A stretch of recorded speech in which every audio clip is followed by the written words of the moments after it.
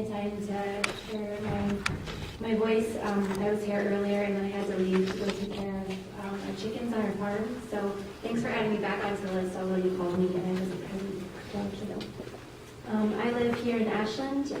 We just bought some property just a little bit farther away from the lake where we used to live. This place has been my home for the last 8 years. I moved here from Pennsylvania, where I come from a very small town where the water is polluted and we can't do much there anymore. We can't swim there as often and cannot gather much food. So moving here to clean water has been very essential. I drink and I haul every drop of the water that I consume from 2 of the local wells here, including Prentice Park and Wasowski Beach. I wanted to include in here a description from Ashland, Bayfield, Douglas, Iron County Land Water Conservation Newsletter from 2006. This explains to you the breakdown of where our drinking water comes from and what bodies of water it circulates through. The City of Ashland Superior residents get tap water that is pumped from Lake Superior. Most of the groundwater along Lake Superior South Shore lies under a clay cap. This clay blocks most recharge and serves as a protective barrier from surface pollutants. Most of our groundwater is recharged in the Penokee mountain range, extending from Douglas County to Ironwood.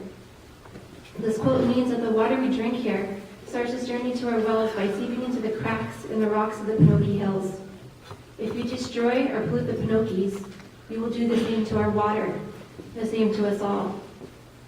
This land that I live upon is Anishinaabe land, home to the Bad River Band of Lake Superior Chippewa, as well as the Red Cliff tribal members.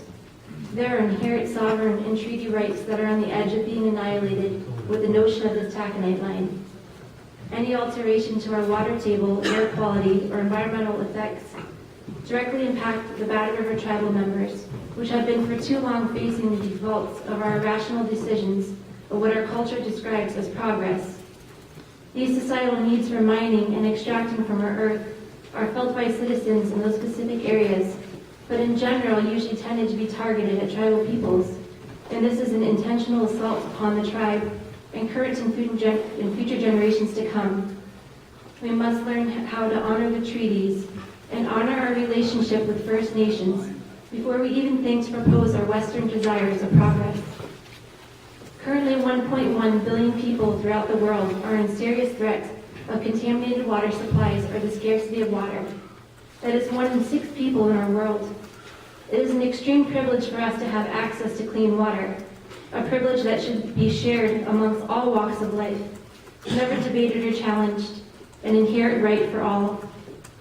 Less than 1% of fresh water in our entire world is available for use, and I believe we have no right to alter our local water system. We must protect the water. Water is life. Here in Ashland County, we are rich with clean, available water, something to never risk or change.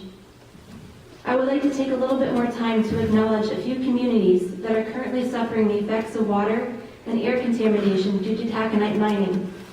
These are the names of the mining companies, and each one has a specific violation and or fine for either air, water, leaching contaminates, unauthorized tailings, amongst other violations. In Michigan, Empire Tilden.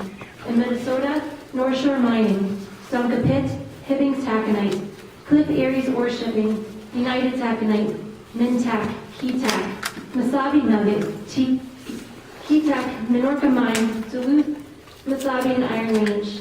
I would like to say to the community members that are now living amongst those consequences that I am sorry. I also ask that you stand strong and never give up. There are many realities to consider in your decisions to open a taconite mining operation in your home. Heavy metal contamination, arsenic, lead, and mercury, acid mine drainage, and other contaminants will be destined to circulate throughout our water tables. We will become another name added to the list of many cities unable to drink their water. This reality in itself should be enough to say no to the bill. Thank you for your time.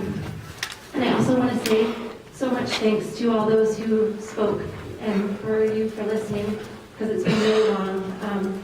But one thing that's been amazing about this journey in this past 1.5 to 2 years is that people know how to articulate themselves bound together and speak from the heart. And I'm really proud to live in a community of people who are passionate and are honoring that. So thank you. Thank you.